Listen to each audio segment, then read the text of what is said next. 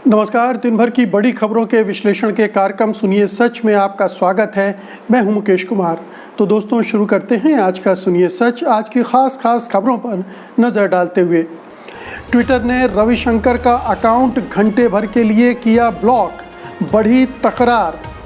दिल्ली की सीमा पर जुटने लगे हज़ारों किसान, 26 जून को फिर भरेंगे हुंकार। ऑक्सीजन पर ऑडिट कमेटी की रिपोर्ट के बाद भिड़े बीजेपी और केजरीवाल। संजय राउत ने चंदा चोरी घोटाले की जांच सीबीआई और ईडी से कराने की मांग। बैठक में कश्मीरी पंडितों को नहीं बुलाने पर सुब्रमण्यम स्वामी ने पीएम को घेरा। खास खबरों पर नज़र डालने के बाद अब वक्त है आज की बड़ी खबरों के विस्तार से विश्लेषण का। इसलिए सबसे पहले लेते हैं आज की सबसे अहम खबर। ट्विटर ने आज भारत के सूचना एवं टेक्नोलॉजी मंत्री रविशंकर प्रसाद के अकाउंट को 1 घंटे के लिए ब्लॉक कर दिया। वो इस दौरान अपने अकाउंट से लॉगिन नहीं कर पाए। इसकी जानकारी रविशंकर प्रसाद ने कू पर दी है। ट्विटर ने रविशंकर का खाता ब्लॉक करने की वजह कॉपीराइट एक्ट का उल्लंघन बताया है। हालांकि ट्विटर ने 1 घंटे बाद अकाउंट को बहाल कर दिया, लेकिन इस चेतावनी के साथ कि अगर ऐसा फिर से होता है तो अकाउंट को सस्पेंड किया जा सकता है। वहीं कू पर इसकी जानकारी देते हुए आईटी मंत्री ने कहा कि उनका अकाउंट करीब 1 घंटे तक ब्लॉक रहा। प्रसाद ने कू पर कहा कि ट्विटर के इस कदम से ये पता चलता है कि वो फ्री स्पीच का वाहक नहीं है, जैसा कि वो दावा करता है, बल्कि उसकी सारी रुचि अपना एजेंडा चलाने में है। प्रसाद ने कहा कि ट्विटर की कार्रवाई आईटी नियमों का उल्लंघन है, क्योंकि कंपनी ने मेरे खाते का इस्तेमाल करने से मना करने से पहले नोटिस नहीं दिया। तो ट्विटर, जो अमेरिका के तत्कालीन राष्ट्रपति डोनाल्ड ट्रंप का भी जो अकाउंट है उसको ब्लॉक कर सकती है। उनके अकाउंट में जो ट्वीट किए हैं उनको फ्लैग कर सकती है।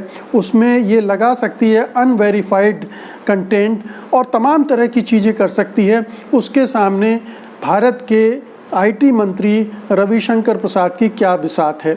वो इसको नहीं बख्शने वाला है और ये उसने जता भी दिया है कि अगर वो इस तरह का कंटेंट ट्वीट करते हैं, ये कॉपीराइट का मामला है और उसमें उनको चेतावनी दी गई है। तो ये ट्विटर अपनी तरह से चलेगा, वो आपकी सरकार की तरफ से नहीं चलेगा। और आप अगर फर्जी काम करते हैं तो उसको वो सर्कुलेट नहीं कर सकता है। आपका जो आईटी सेल है, अमित मालवीय हैं, जो लगातार फर्जी खबरें देते रहते हैं, फर्जी वीडियो सर्कुलेट करते रहते हैं, उन पर रोक लगने की ज़रूरत है और लगाना चाहिए ट्विटर को। अभी संबित पात्रा के एक ट्वीट को उसने मैनिपुलेटेड मीडिया का टैग लगा दिया था, क्योंकि उन्होंने कांग्रेस के नाम से एक टूल किट की बात कही थी। तो ये तमाम चीज़ें हैं जो बीजेपी संघ परिवार के सदस्य और यहाँ तक कि केंद्रीय मंत्री भी इस तरह के फर्जी चीज़ें करते हैं और उसमें पकड़े जाते हैं। तो फिर वो इसको इस तरह से पेश करते हैं मानो ये भारत पर हमला किया गया है, भारत के कानूनों का उल्लंघन किया गया है, जबकि वास्तव में ऐसी बात होती नहीं है। तो अभी भी चूंकि लगातार सरकार दबाव बना रही है ट्विटर पर कि उस पर किसी तरह से नियंत्रण कर ले, ट्विटर उसकी बात मान ले और उसके हिसाब से चले। कानून तो अपनी जगह पर है, सरकार अपनी नीयत सरकार की खोटी है। सरकार की नीयत ये है कि इस मीडियम पर उसका कंट्रोल होना चाहिए और वो कानून की आड़ लेकर ये करना चाहती है और ट्विटर इसके लिए तैयार नहीं है। हालांकि फेसबुक और गूगल ने सरेंडर कर दिया है, वो इसके लिए तैयार हैं, लेकिन ट्विटर लगातार रजिस्ट कर रहा है, प्रतिरोध कर रहा है। और ये उसने एक बार और इस तरह का संकेत दे दिया है आईटी मिनिस्टर को भी, केंद्र सरकार को भी और संघ परिवार को भी, कि वो इस मामले में झुकने वाला नहीं है। अब ये जो दोनों के बीच तकरार चल रही है वो आगे क्या रूप लेती है ये हमें देखना है। किस तरह से रविशंकर और दबाव बनाने की कोशिश करते हैं ट्विटर पर और ट्विटर किस हद तक उस दबाव को सहन कर पाने में सक्षम है। अंततः तो उसे सरकार के साथ मिलकर चलना पड़ेगा, लेकिन अगर उसने यहाँ कंप्रोमाइज़ किया तो दुनिया भर में उसकी भत पिटेगी और दुनिया भर में उसकी साख खत्म होगी। तो एक देश में अगर वो इस तरह से समझौता करेगा तो दूसरी जगह नुकसान होगा और ये ट्विटर भली भांति समझता है। इसलिए वो बार बार केंद्र सरकार को, मंत्रियों को चेतावनी देता आ रहा है और ये इस बात के लिए ट्विटर को सलाम किया जाना चाहिए। अगली खबर का रुख करते हैं। किसान आंदोलन के 7 महीने पूरे होने के मौके पर संयुक्त किसान मोर्चा ने 26 जून को कृषि बचाओ लोकतंत्र बचाओ दिवस मनाने का आह्वान किया है। किसानों ने कहा है कि इस दिन बड़ी संख्या में किसान प्रदर्शनकारी दिल्ली की सीमाओं पर जुटेंगे।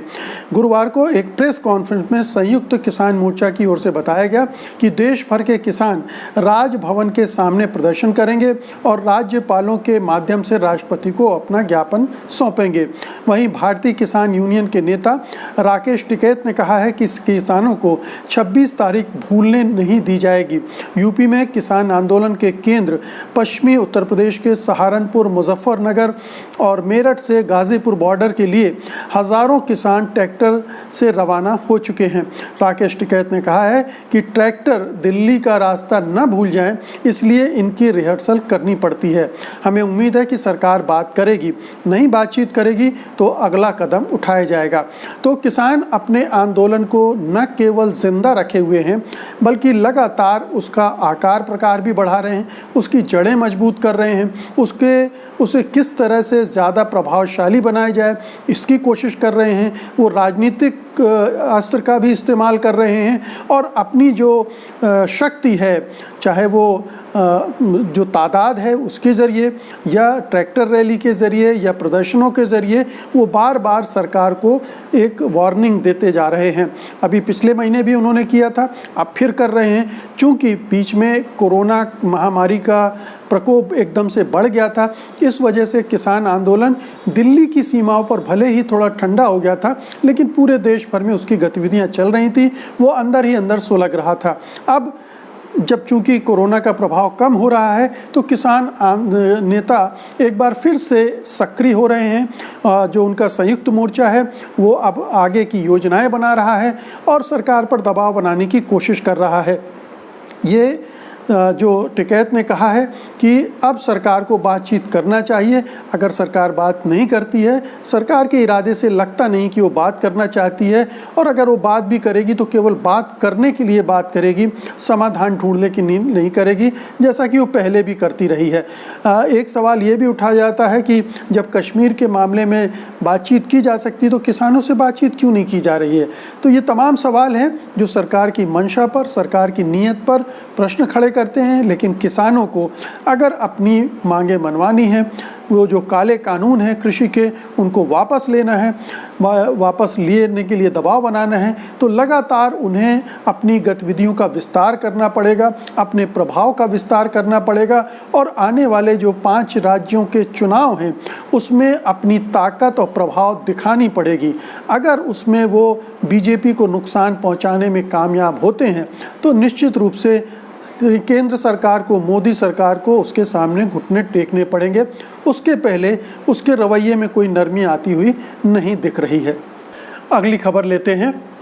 प्रवर्तन निदेशालय यानी ईडी द्वारा महाराष्ट्र के पूर्व गृह मंत्री अनिल देशमुख के आवास पर छापेमारी किए जाने के बाद शिवसेना के नेता संजय राउत ने अयोध्या में राम मंदिर ट्रस्ट के द्वारा जमीन खरीद में किए गए घोटाले की जांच सीबीआई और ईडी से कराने की मांग की है।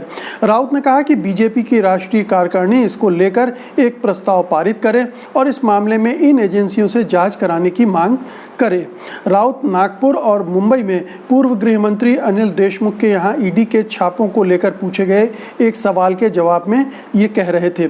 वहीं बीजेपी की महाराष्ट्र इकाई द्वारा एक प्रस्ताव पारित करके उप मुख्यमंत्री अजित पवार और शिवसेना के मंत्री अनिल परब की सीबीआई और ईडी से जांच कराए जाने की मांग को लेकर राउत ने हमला बोला और कहा कि क्या सीबीआई और ईडी बीजेपी के कार्यकर्ता या फिर आईटी सेल के सदस्य हैं। संजय राउत ने बीजेपी पर सीबीआई और ईडी की महत्ता को कम करने का आरोप भी लगाया। राउत ने कहा कि केंद्रीय जांच एजेंसियों का गलत इस्तेमाल करना अच्छी बात नहीं है, इससे रोका जाना चाहिए। तो केंद्र सरकार लगातार इन एजेंसियों का इस्तेमाल कर रही है, ख़ासतौर से महाराष्ट्र की सरकार को अस्थिर करने के लिए, उसको गिराने के लिए, उद्धव ठाकरे और उनकी पार्टी पर दबाव बनाने के लिए कि वो कांग्रेस और एनसीपी के साथ अपना गठबंधन तोड़ें और हमारे साथ गठबंधन कर लें। ये कोशिश पिछले 1-1.5 साल से लगातार चल रही है। अब ये कोशिशें और बढ़ाई जा रही हैं। तो अनिल देशमुख के घरों पर छापे मारे जा रहे हैं, राज्य सरकार को दबाव में लाने के लिए भी, उसको बदनाम करने के लिए भी। और अब बीजेपी जो पार्टी है वो और 2 मंत्रियों को टारगेट कर रही है, अजित पवार और परब को, ताकि और भी नेताओं पर दबाव बनाया जा सके। और इस दबाव में आप जानते हैं कि कुछ समय पहले ही शिवसेना के एक विधायक ने कहा था कि उसके खिलाफ जिस तरह से एजेंसियों लगाई गई हैं वो परेशान कर रही हैं और अब शिवसेना को बीजेपी के साथ मिल जाना चाहिए ताकि ये रुक सके। तो आप समझ सकते हैं कि बीजेपी और केंद्र सरकार का एजेंडा क्या है। और संजय राउत ने जो पलटवार किया है कि जो चंदा चोरी का घोटाला हुआ है अयोध्या में राम जन्मभूमि मंदिर के नाम पर, जिस तरह से फर्जीवाड़ा हुआ है, ज़मीन खरीदने में ज़्यादा रकम चुकाई गई हैं, तो उसकी जांच वो सीबीआई और ईडी से कराने की मांग कर रहे हैं। उनका कहने का मतलब ये है कि जब इन सब की जांच इन एजेंसियों से की जा सकती है तो इस घोटाले की क्यों नहीं की जा सकती है। वहाँ केंद्रीय एजेंसियां क्यों चुप हैं, केंद्र सरकार क्यों चुप है, बीजेपी क्यों चुप है। लेकिन हम जानते हैं कि केंद्र सरकार बहुत सेलेक्टिवली विपक्षी दलों के नेताओं को टारगेट कर रही है अपनी एजेंसियों के ज़रिए, और वही हो रहा है और आगे भी होता रहेगा, क्योंकि केंद्र सरकार का ये राजनीति का एक नया स्टाइल है, एक नया तरीका है जिसमें ब्लैकमेलिंग और धमकाना, डराना शामिल है। तो ये आगे चलता रहेगा। अगली खबर लेते हैं। कोरोना महामारी की दूसरी लहर के दौरान सुप्रीम कोर्ट के द्वारा बनाई गई ऑक्सीजन ऑडिट कमेटी की रिपोर्ट को लेकर दिल्ली सरकार ने पलटवार किया है।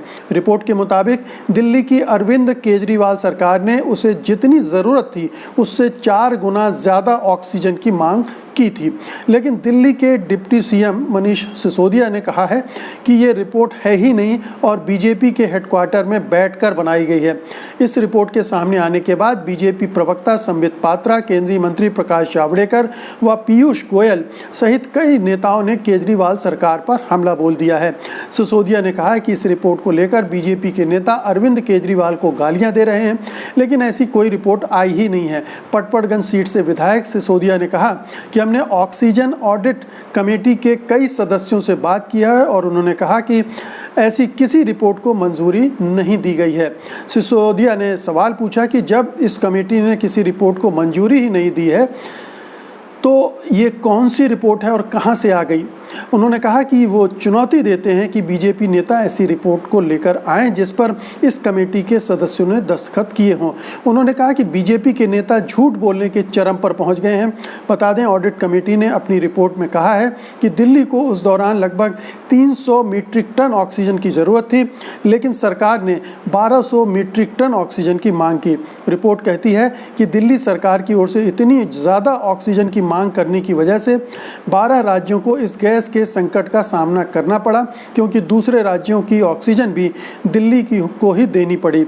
उधर मुख्यमंत्री केजरीवाल ने कहा है कि उनकी गलती ये थी कि वे 2 करोड़ लोगों की सांसों के लिए लड़ रहे थे। तो ये हो सकता है कि दोनों तरफ से झूठ बोले जा रहे हों, क्योंकि केजरीवाल और उनके जो साथी हैं और उनकी सरकार का चरित्र भी ऐसा है कि वो बढ़ा चढ़ाकर दावे करते हैं, बड़ी बड़ी बातें करते हैं। और अगर उस समय जब बहुत बड़ी क्राइसिस थी दिल्ली में, तो हो सकता है कि ऑक्सीजन की क्राइसिस को और बड़ा करके बताने के पीछे उनका मकसद केंद्र सरकार को कटघरे में खड़ा करना भी रहा हो। लेकिन इसका दूसरा पक्ष भी हो सकता है कि उस समय जिस तरह का आतंक फैल गया था, जिस तरह की ऑक्सीजन की कमी की वजह से हाहाकार मचा हुआ था, उसकी वजह से राज्य सरकार दबाव में आ गई हो और उसने डिमांड ज़्यादा कर दी हो। या हो सकता है कि ये रिपोर्ट हो ही ना, जिसकी बात संबित पात्रा और प्रकाश जावड़ेकर कर रहे हैं, क्योंकि ये लोग भी झूठ बोलने के महा उस्ताद हैं। तो झूठों में एक बड़ा कंपटीशन हो रहा है, कौन कितना बड़ा झूठ बोलता है, झूठ से झूठ को काटा जा रहा है और झूठ लादे जा रहे हैं। लेकिन सच्चाई ये है कि दिल्ली में एक बड़ी क्राइसिस थी, ऑक्सीजन का घनघोर संकट था और उस समय केंद्र सरकार ऑक्सीजन सप्लाई नहीं कर पा रही थी, जिसकी वजह से बहुत सारी मौतें हुई हैं। तो केंद्र सरकार अब अपनी खामियों को छिपाने के लिए इस तरह की रिपोर्टें जारी करने की बात कर रही है, रिपोर्टों की चर्चा कर रही है, ताकि सारा दोष जो है दिल्ली सरकार पर मढ़ा जा सके और हाथ झाड़कर खड़े हो जाएं कि जो कुछ भी हुआ है वो केजरीवाल सरकार ने किया है, इसमें हमारी कोई भूमिका नहीं है, बल्कि उनकी वजह से दूसरे राज्यों को भी परेशानी हुई है। आज की अंतिम खबर लेते हैं। सत्ता में आने से पहले और बाद में कश्मीरी पंडितों को इंसाफ दिलाने का ढिंढोरा पीटने वाली बीजेपी कश्मीरी पंडितों को लेकर घिर गई है। गुरुवार को केंद्र सरकार ने जम्मू कश्मीर के 14 नेताओं से मुलाकात की, लेकिन इस दौरान कश्मीरी पंडितों के समुदाय को शामिल नहीं करने पर सवाल उठने लगे हैं। बैठक में कश्मीरी हिंदू और सिख समुदाय को शामिल न करने को लेकर बीजेपी के वरिष्ठ नेता सुब्रमण्यम स्वामी ने ही प्रधानमंत्री मोदी को निशाना बना दिया है। स्वामी ने ट्वीट करके कहा है कि कश्मीरी हिंदू और सिख समुदाय जिन्हें मारा गया, जिनके साथ दुष्कर्म हुआ, जिनका ज़बरदस्ती धर्म परिवर्तन कराया गया और आखिरकार जिन्हें कश्मीर छोड़ने पर मजबूर किया गया, उनके प्रतिनिधियों को कश्मीर पर हुई बैठक से अलग रखकर प्रधानमंत्री ने गलत किया। स्वामी की तरह ही बाकी लोग भी आवाज़ उठा रहे हैं कि बता दें, कश्मीरी पंडितों के नाम पर बीजेपी राजनीति करने की कोशिश करती रही है, लेकिन सत्ता में इतने लंबे समय तक रहने के बावजूद बीजेपी सरकार ने कश्मीरी पंडितों की पीड़ा पर राजनीति करने के अलावा कुछ नहीं किया है। और यह भी दरअसल राजनीति है, क्योंकि जिन 14 दलों के नेताओं को बुलाया गया था वो किसी धार्मिक समुदाय का नेतृत्व करते हुए वहाँ नहीं आए थे माफ़ कीजिएगा, वो वहाँ के राजनीतिक नेता हैं, किसी धार्मिक या किसी समुदाय विशेष के नेता नहीं हैं, जैसा कि ये जाहिर करने की कोशिश की जा रही है कि हर समुदाय का एक प्रतिनिधि उसमें होना चाहिए। तो फिर बाकी समुदायों के भी प्रतिनिधि होंगे, जातियों के हिसाब से भी प्रतिनिधि हो सकते हैं। तो ये बेकार की बात है, इसको पूरे मसले को एक सांप्रदायिक रंग देने की कोशिश है। कश्मीरियों के बारे में ज़रूरत से ज़्यादा भावनात्मक होने की कोशिश है। कश्मीरियों की जो समस्याएं हैं, जो अधिकार हैं, उनको सरकार, केंद्र सरकार अपने स्तर पर निपट सकती है, निपटना चाहिए था। 7 साल से वो केंद्र में भी है और राज्य में भी है, लेकिन उसने किया क्या है, ज़रा इसका हिसाब उससे मांगा जाना चाहिए। तो ये जो बातचीत थी, इसमें कश्मीरी पंडितों का एक मसला भर नहीं था, ये पूरे राज्य में राजनीतिक प्रक्रिया शुरू करने की मुद्दा था। और इसको अनावश्यक रूप से इस धर्म का प्रतिनिधि, उस धर्म का प्रतिनिधि, उनकी नुमाइंदगी नहीं हुई, ये बेकार का तूल दिया जा रहा है। इसे समझना चाहिए, ये विशुद्ध सांप्रदायिक राजनीति है और इसमें कुछ नहीं दम रखा है। तो इसे दरकिनार करके विशुद्ध रूप से ये सोचा जाना चाहिए कि कश्मीर में कैसे लोकतंत्र बहाल हो, कैसे उनके अधिकार वापस मिलें, कैसे कश्मीरी पंडितों के लिए अलग से बातचीत करके उनकी समस्या को सुलझाया जाए, उनका पुनर्वास किया जाए। इसकी मांग कांग्रेस के गुलाम नबी आज़ाद ने मीटिंग में की भी थी, उन्होंने अपनी तरफ से रखी थी, दूसरे नेताओं ने भी कही होगी, हमें पूरे डिटेल हमारे पास नहीं है। लेकिन कश्मीरी पंडित चिंताओं से बाहर नहीं हैं। ये और बात है कि केंद्र सरकार को जो करना चाहिए था, या राज्य सरकार को जो वहाँ पर अभी गवर्नर साहब हैं मनोज सिन्हा, उनको जो करना चाहिए वो नहीं कर रहे हैं और इस मामले को ज़बरदस्ती तूल दिया जा रहा है एक राजनीतिक लाभ लेने के लिए। तो दोस्तों, ये थी आज की खास खबरें और उनका विश्लेषण। उम्मीद है कि आपने इन्हें पसंद किया होगा और आप इस वीडियो को लाइक भी करेंगे और बड़े पैमाने पर शेयर भी करेंगे। अब मुझे अनुमति दीजिए, कल मैं फिर हाजिर होता हूँ कल की खास खबरों के साथ, उनके विश्लेषण के लिए। तब तक के लिए नमस्कार, जय हिंद। सत्य हिंदी का ऐप डाउनलोड करें गूगल प्ले स्टोर पर।